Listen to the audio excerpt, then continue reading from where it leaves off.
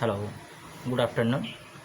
গতকাল যে ভিডিওটা আমি পোস্ট করেছিলাম সেখানে এভালুয়েশন সিস্টেমের একটা ইন্ট্রোডাক্টরি আলোচনা করেছিলাম এবং সেই আলোচনা থেকে যেটা উঠে এসেছিল সেটা হলো এভালুয়েশন কেন টিচাররা করেন। টিচার পার্সপেক্টিভে যদি আমি দেখি তাহলে একজন টিচার তার কিছু অবজেক্টিভস থাকে, সেই অবজেক্টিভসগুলো নিয়ে তিনি ক্লাসে যান এবং at the end of this class তিনি দেখে নিতে চান যে তার অবজেক্টিভটা ফুলফিল হয়েছে কিনা, সেটার জন্য তিনি এভ্যালুয়েশন করেন। বেশ ভালো কথা। এতদিন পর্যন্ত একটা প্রচলিত শব্দ ছিল। আজকের ভিডিওটাতে যে বিষয়বস্তুটা নিয়ে আলোচনা করব প্র্যাকটিক্যালি সেটা হলো যে এক্সামিনেশনের বদলে কেন এভ্যালুয়েশন এসছে এবং need and importance of the evaluation আর হচ্ছে টাইপস অফ এভ্যালুয়েশন। দেখা যাক প্র্যাকটিক্যালি আমরা এতদিন পর্যন্ত যে শব্দটির সঙ্গে খুব প্রচলিত ছিলাম সেটা হলো বা পরিচিত ছিলাম সেটা হলো এক্সামিনেশন, পরীক্ষা নামক শব্দটি। হঠাৎ কেন এই পরীক্ষা নামক শব্দটির পরিবর্তে এভালুয়েশন বা মূল্যায়ন নামক শব্দটি আমাদের সামনে এসে দাঁড়ালো? কি এমন প্রয়োজন ঘটলো যার জন্য এই প্যারাডিয়ামটা শিফট করতে হলো? আমরা যদি দুটোকেই দেখি, একটা এক্সামিনেশন একটা এভালুয়েশন, দুটোই কিন্তু একটা পরিমাপক যন্ত্র আমাদের কাছে, অ্যাসেসমেন্ট টুলস বলা যেতে পারে। এখন একটা সময় পর্যন্ত অ্যাজ এ অ্যাসেসমেন্ট টুলস আমাদের কাছে এক্সামিনেশান ছিল, কিন্তু সেই এক্সামিনেশনের প্রয়োজনীয়তাটা আজকে ফুরিয়েছে, বা বলা যেতে পারে তার থেকে ভালো কোনো অ্যাসেসমেন্ট টুলস আমরা খুঁজে পেয়েছি যেটা সময় উপযোগী, যার জন্য আমরা এক্সামিনেশনের পরিবর্তে এভালুয়েশন নিয়েছি। এখন বিষয়বস্তু হলো যে কেন এক্সামিনেশনটাকে আমরা ছাড়তে হলো। খুব সংক্ষেপে যদি আমি বলি তাহলে বলতে হয়, ভারতবর্ষ যখন স্বাধীন হয়েছিল, একটু পিছন থেকে শুরু করি। ভারতবর্ষ যখন স্বাধীন হয়েছিল তখন ভারতবর্ষের লিটারেসি রেট ছিল অনলি 14%। এখন এই ভারতবর্ষের শিক্ষা মন্ত্রকের প্রধান উদ্দেশ্যই হয়েছিল এটা, যে how to increase the literacy rate of Indian people. তখন তারা 3R অর্থাৎ রিডিং, রাইটিং অ্যান্ড অ্যারিথমেটিক পদ্ধতি চালু করে। অর্থাৎ একটা মানুষ অল্প কিছু পড়তে পারবে, অল্প কিছু লিখতে পারবে এবং সিম্পল কিছু অ্যারিথমেটিক করতে পারবে। এখন এই তিনটে জিনিস তারা করতে পারছে কি না সেটা যাচাই করে নেওয়ার জন্য একটা অ্যাসেসমেন্ট টুলসের দরকার হয়ে পড়েছিল, সেটা হয়েছিল এক্সামিনেশন সিস্টেম। এতদিন ধরে সেই পদ্ধতিই চলে এসেছে যে বাচ্চারা কিছু শিখতে পেরেছে কিনা সেটা আমরা একটু দেখে নিই এক্সামিনেশনের মাধ্যমে। কিন্তু আজকের দিনে ভারতবর্ষের লিটারেসি রেট যেখানে 74.29% চলে গেছে, সেখানে আমরা আর এটা বলছি না, বা ভারতবর্ষের মানব সম্পদ উন্নয়ন মন্ত্রক আর এটা বলছে না যে কোয়ান্টিটিভ ইমপ্রুভমেন্ট চাই, তারা বলছে কোয়ালিটেটিভ ইমপ্রুভমেন্ট দরকার। অর্থাৎ লিটারেসি রেট তো অনেক বেড়েছে, আরও বাড়বে, ডেফিনেটলি লিটারেসি রেট বাড়বে, কারণ মানুষের মধ্যে সচেতনতা এসছে। মানুষ ছেলে মেয়েদেরকে এখন নর্মালি স্কুলে পাঠায়, তারা সাক্ষর হয়, শিক্ষিত হয় বলবো না, সাক্ষর হয়। এখানে একটা পার্থক্য আছে।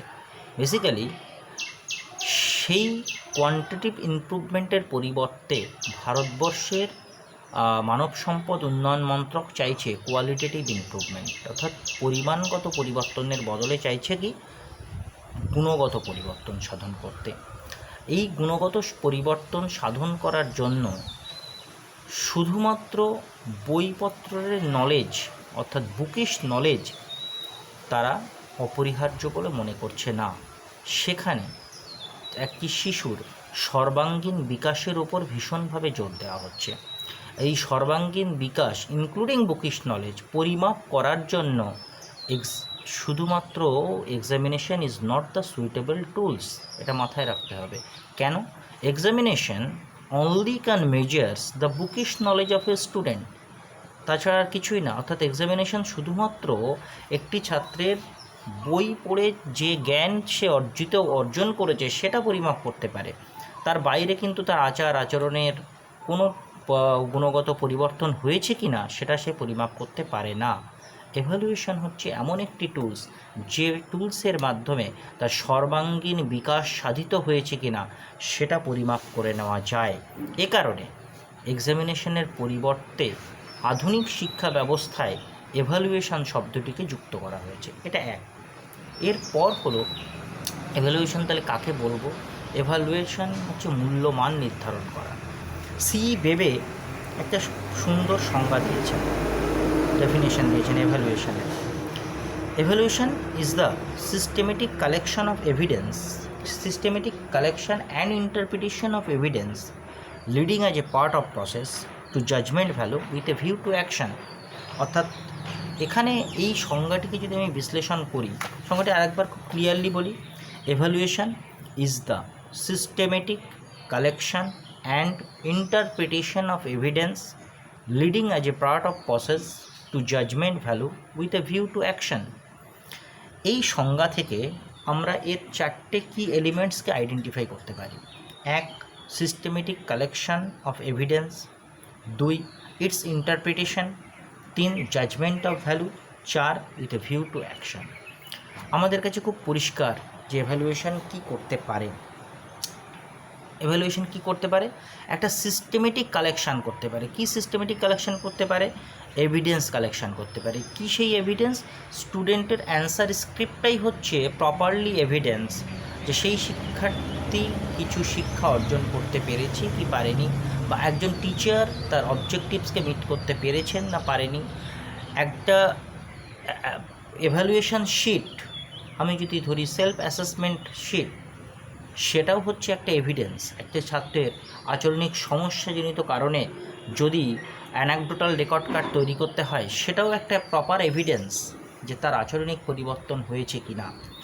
এবং সেটাকে ইন্টারপ্রিট করতে হবে, ইন্টারপ্রিট করে তার মূল্যমান নির্ধারণ করতে হবে, জাজমেন্ট ভ্যালু জাজ করতে হবে, মূল্যমান নির্ধারণ করতে হবে, এবং সেই মূল্যমানের ওপর ভিত্তি করে আমরা আমাদের পরবর্তী কার্যক্রম ঠিক করব। এটা হচ্ছে এভ্যালুয়েশনের একটা ক্লিয়ার ডেফিনেশন। কেন এটা প্রয়োজন হয়, নিড অ্যান্ড ইম্পর্ট্যান্সটা একটু আলোচনা করে নেওয়া দরকার। ফুলফিল অফ ক্লাসরুম অবজেক্টিভস, আমি প্রথম থেকেই বলছি, কোনো কিছু করার আগে আমরা চিন্তা ভাবনা করব কাজটা কেন করব না কিভাবে করব। প্রথম হচ্ছে কেন করব, এই কেনটা হচ্ছে অবজেক্টিভস। এভ্যালুয়েশন আমাদের সেই অবজেক্টিভসটা মিট করতে পেরেছি কি না সেটা সম্পর্কে আমাদের ক্লিয়ার একটা ভিউ দেয়। আরেকটা কী দেয়? ডায়াগনোসিস দ্য লার্নিং ডিফিকাল্টিস, অর্থাৎ কোনো স্টুডেন্টের কোনো লার্নিং ডিফিকাল্টিস আছে কি না, বা বিষয়ের কোনো একটি জায়গায় ছাত্রছাত্রীদের কোনো লার্নিং ডিফিকাল্টিস হচ্ছে কি না, সেটা ক্লিয়ারলি আমাদের সামনে তুলে ধরে evaluation. Determine the readiness of new learning experience, তাদেরকে নতুন যে পাঠ্যক্রমের মধ্যে প্রবেশ করাবো কি না, সেই রেডিনেসটা স্টুডেন্টদের মধ্যে আছে কি না, এটা জানাতে সাহায্য করে আমাদের evaluation. People progress report, progress রিপোর্টটা তৈরি করতে আমাদের ভীষণভাবে সহযোগিতা করে আমাদের এই এভ্যালুয়েশন। আমি যদি টাইপস অফ এভ্যালুয়েশনের দিকে তাকাই, এভ্যালুয়েশনকে সাধারণভাবে দুটো ভাগে ভাগ করা যায়। একটা ফর্মেটিভ এভ্যালুয়েশন, একটা হচ্ছে সামেটিভ এভ্যালুয়েশন। ফর্মেটিভ এভ্যালুয়েশনটা প্রথমে বলি। ফর্মেটিভ এভ্যালুয়েশন হচ্ছে it is used to monitor the learning programme of student during the period of instruction. এই শেষ কথাটা কিন্তু খুব গুরুত্বপূর্ণ। ফর্মেটিভ এভ্যালুয়েশন সবসময়ই করা হয় during the period of instruction, অর্থাৎ ক্লাসরুম চলাকালীন যে সমস্ত এভ্যালুয়েশন করা হয়, ক্লাস টেস্ট থেকে শুরু করে, কুইজ কন্টেস্ট থেকে শুরু করে, প্রজেক্ট তৈরি করা কিংবা অ্যাসাইনমেন্ট, এগুলো সবই কিন্তু আমাদের এই ফর্মেটিভ এভ্যালুয়েশনের মধ্যে পড়ে। অর্থাৎ ফর্মেটিভ এভ্যালুয়েশন আমরা করি কখন? যখন ইনস্ট্রাকশন পিরিয়ডটা চলে। আরেকটা কি, it is mainly diagnostic and remedial. Formative এভ্যালুয়েশনটা ভীষণভাবে ডায়াগনস্টিক, অর্থাৎ এটাকে একাধারে বলা হচ্ছে গঠনমূলক। যখন এটা তৈরি হচ্ছে, অর্থাৎ স্টুডেন্টরা যখন বিষয় সম্পর্কে প্রিপেয়ার্ড হচ্ছে, তখন সেই বিষয়ের মধ্যে কোনো খামতি থাকছে কি না সেটাকে আইডেন্টিফাই করে এবং সেটাকে রেমেডি করে। It is provide effective feedback to the student and teacher both. Teacher এবং স্টুডেন্টের কাছে এর দ্বারা একটা প্রপার ফিডব্যাক আসে। প্রপার ফিডব্যাকটা কি? প্র্যাকটিক্যালি কোথাও কোনো খামতি আছে কিনা সিলেবাসের, স্ট্রেংথ অ্যান্ড উইকনেসটা আইডেন্টিফাই করিয়ে দেয়, সিলেবাসের স্ট্রেংথ এবং উইকনেসটা আইডেন্টিফাই করিয়ে দেয়। সাম এক্সাম্পল লাইক অ্যাসাইনমেন্ট, প্রজেক্ট, যেটা আমি বললাম। আর সামেটিভ এভ্যালুয়েশনটা কি? It is the assessment point out at the end of the course of instruction, অর্থাৎ কোনো একটি কোর্সের শেষে এই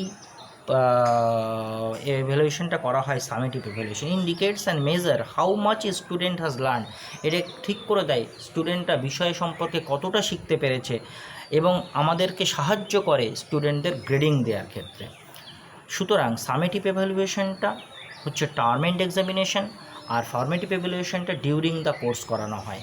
এই টার্ম এন্ড এক্সামিনেশন অর্থাৎ সামেটিভ এভ্যালুয়েশনের মাধ্যমে একটা শিক্ষার্থী সমগ্র বিষয়ের কতটুকু শিখতে পেরেছে সে সম্পর্কে আমাদের সিদ্ধান্ত নিতে সহযোগিতা করে এবং আমাদেরকে গ্রেড প্রদান করতে সহযোগিতা করে। এবং আরও একটা জিনিস, সেই স্টুডেন্ট বা স্টুডেন্ট সমূহকে বা স্টুডেন্টদের মধ্যে কোন স্টুডেন্টকে promoted to the new class, নতুন ক্লাসে পাঠাবো সে সম্পর্কেও সিদ্ধান্ত নিতে আমাদের সহযোগিতা করে। এটা সেকেন্ড পার্ট এই ভিডিওটার। এরপরে আবার থার্ড পার্ট আগামী দিন। Thank you.